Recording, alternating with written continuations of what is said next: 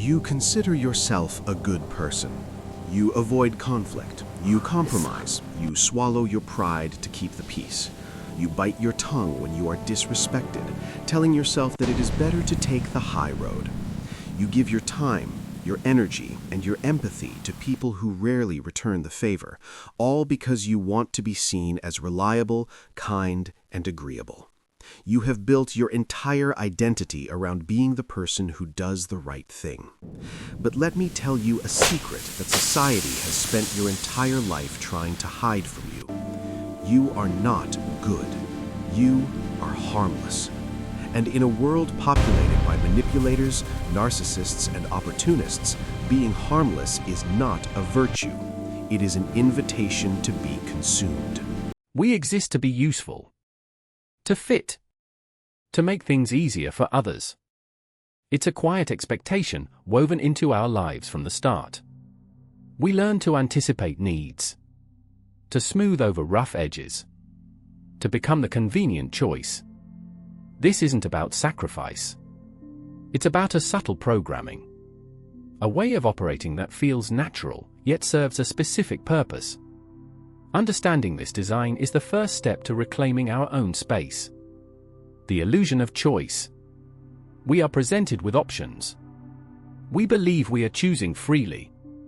This is how convenience is engineered. Think about your daily routine. You select a coffee shop. You pick a brand of toothpaste. These feel like personal decisions. Yet, the choices are often curated. They are presented in a way that guides you. The goal is to make your path predictable. Consider the supermarket aisle. Rows of cereal greet you. There are many brands, many sizes, many flavors. This abundance suggests freedom. But the arrangement is strategic. The most profitable items are at eye level. Brands you are familiar with are placed prominently. Less popular options are harder to find. You scan the shelves. Your eyes land on what is offered first. You might reach for the closest option, or the one that looks most appealing. This is not random selection. It is a subtle nudge. The digital world amplifies this. Recommendation algorithms learn your preferences. They show you more of what you already like. This can feel helpful. It saves you time. It filters out the irrelevant. But it also narrows your exposure. You see fewer new things. Your world of options shrinks. The algorithm presents a personalized reality. It is a convenient echo chamber. You are shown what you are likely to accept. This subtle control shapes behavior. It makes decision-making effortless. It removes friction from your day. The illusion of choice is powerful. It makes you feel in charge. While the parameters of your choices are already set, the system learns your patterns. It anticipates your needs. It offers solutions before you fully form the question. This is the essence of being trained for convenience. You become accustomed to the curated path. The effort of genuine exploration fades. The architects of convenience. They design systems for ease. They want your life to flow without friction. This is their primary goal. Think about the apps on your phone. They predict what you want. They offer shortcuts.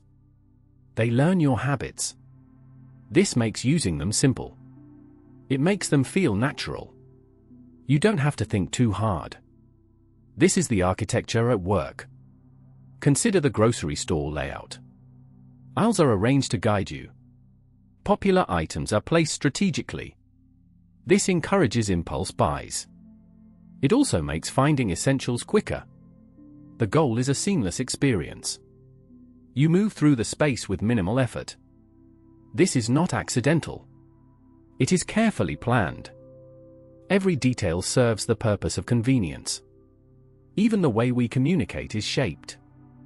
We use emojis and acronyms. These are shorthand. They convey meaning quickly. They reduce the effort of expression.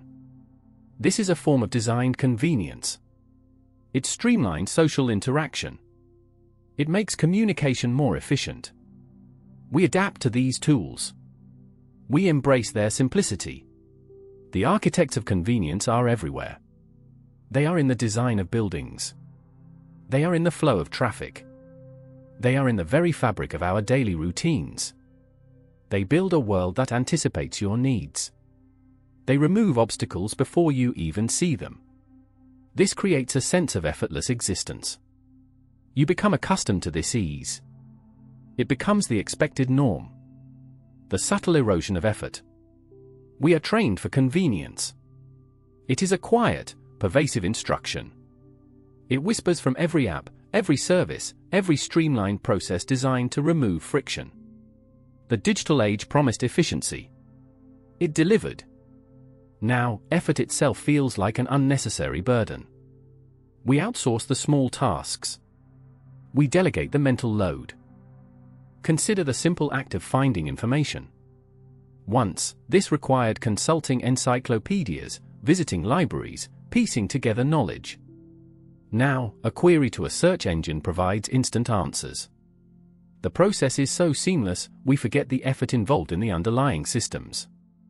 We forget the data centers, the algorithms, the human labor that makes it possible. This ease is a constant, gentle pressure. It nudges us away from sustained engagement. This erosion is subtle. It is not a sudden loss, but a gradual softening. We become accustomed to immediate gratification. We expect tasks to resolve themselves with minimal input. The muscle of focused attention weakens. The patience required for complex problem-solving dwindles. We are less likely to wrestle with a difficult concept or a challenging project when a simpler, prepackaged solution is readily available. This convenience shapes our expectations and, consequently, our capabilities. The consequence is a growing dependence on external scaffolding. We rely on curated feeds to inform us. We trust automated suggestions to guide our choices. This constant stream of effortless input bypasses the active process of discovery. It bypasses the struggle that often leads to deeper understanding and personal growth. The path of least resistance becomes the default. It is a comfortable path. But comfort can be a form of captivity. The price of instant gratification. We seek the immediate. The quick fix is always within reach. A tap, a swipe, a click. The world delivers. It learns our desires before we fully form them. This constant availability breeds impatience. We expect answers now. We expect solutions now. Waiting feels like a failure. It feels like a void. This void is something we are trained to avoid. Consider the small things. A slow internet connection. It causes frustration. A vending machine that hesitates. It breeds annoyance. These are minor inconveniences. Yet, they highlight a larger pattern. We have grown accustomed to speed. We have been conditioned for ease. The path of least resistance is always presented. It is often the most appealing. This drive for instant results has a cost. It erodes our capacity for patience. It diminishes our ability to persevere through difficulty. When things do not happen immediately, we give up. We seek a different, faster route.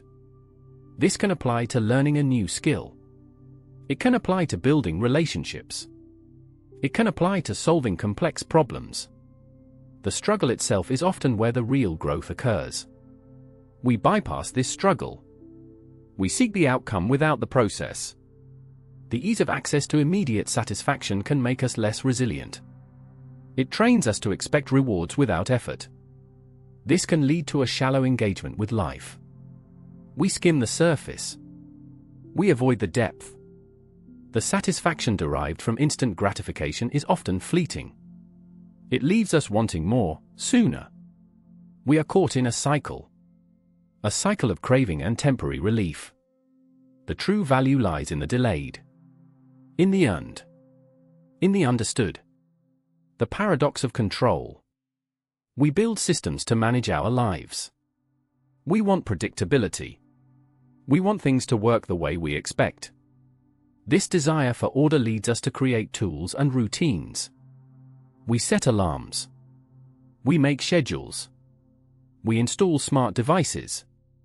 We aim for convenience. This gives us a sense of command. We believe we are in charge.